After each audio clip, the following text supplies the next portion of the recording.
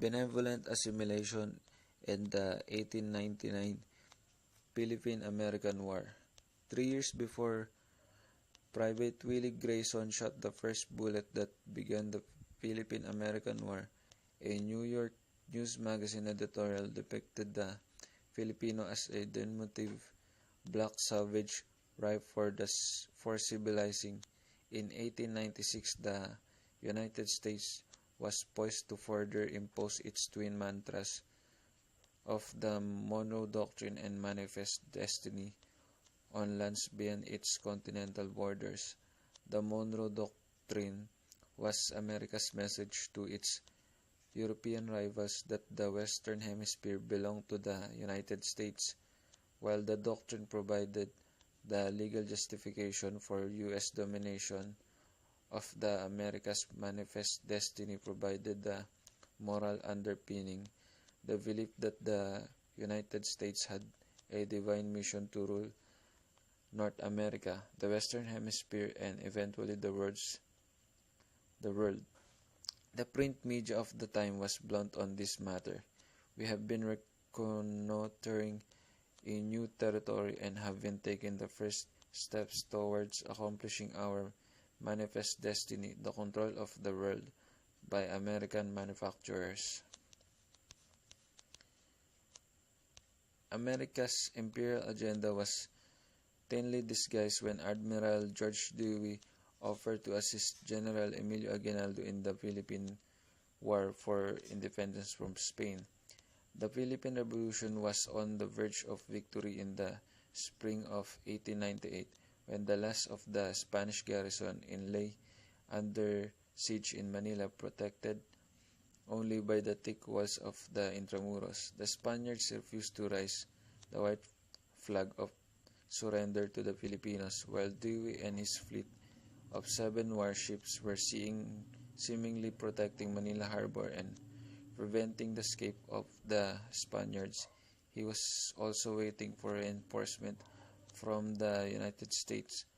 Upon only the arrival of American troops would Dewey be able to proceed with the American conquest of the Philippines. By the end of July 1898, 3 battalions had arrived.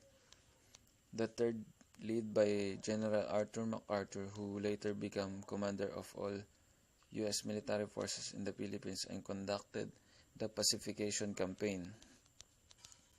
Filipinos were excluded from the planning of their future and that of their incipient nation.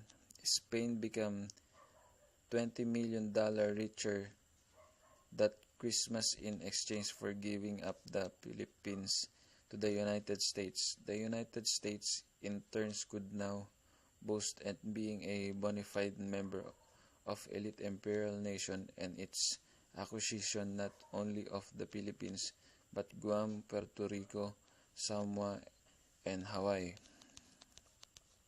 In the next 10 years, 250,000 Filipinos would die from raining bullets, tortures, starvation, and diseases from the war. Letters home from American soldiers would boast of killing niggers or express disgust at the destruction of entire villages in the name of civilization. News accounts would reveal the slaughters of men, women, and children in Samar and Batangas. Photographic postcards and stereo cards would provide pictures of dead Filipinos dumped in open trenches. The Republican administration of McKinley and Theodore Roosevelt were eager to move beyond the Philippine question, but felt compelled to address their critics. They therefore moved quickly to pacify the Philippines. By July 4, 1902, the so-called insurgency, a war that far surpassed the Spanish-American War in human lives and military cost, was unilaterally declared over. The United States committed over 120,000 troops in its pacification campaign. To complete the colonization project, an army of school teachers was sent to establish the public education system, a system that would remain under direct American control until 1935.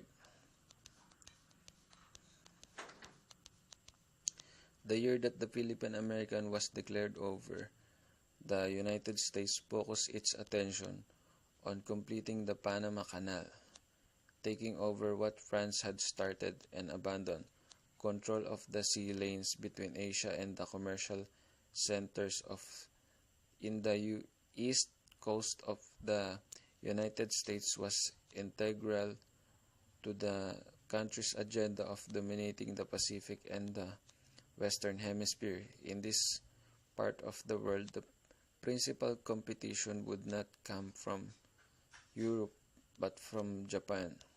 30 years before bombs fell on Pearl Harbor and Manila, an American statesman expressed had become obvious. As to whom will be master of the Pacific Ocean is a question to be settled by the United States and Japan. Someone is going to dominate this ocean. If the United States doesn't do it, then Japan will. Wars are carried on or kept in abeyance today at the dictates of commercialism, and the commercial advantages of being able to dominate trade in the Pacific Ocean are considered worth fighting for. The struggle may break out at almost any moment, but surely begin as soon as Panama Canal shall be been finished. With the United States firmly established in the Philippines, it now had strategic position in Asia, and with the dictates of commercial combined with the policy benevolent assimilation, the United States was assured of a reliable stepping stone from which to manifest its self-proclaimed destiny.